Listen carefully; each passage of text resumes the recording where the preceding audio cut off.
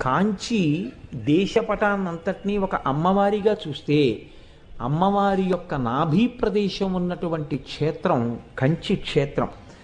అక్కడ ఉత్తర భారతదేశంలో హిమాలయాల్లో ఒకప్పుడు కాత్యాయనుడు అనేటటువంటి మహర్షి పరమశివుడి గురించి తపస్సు చేశాడు.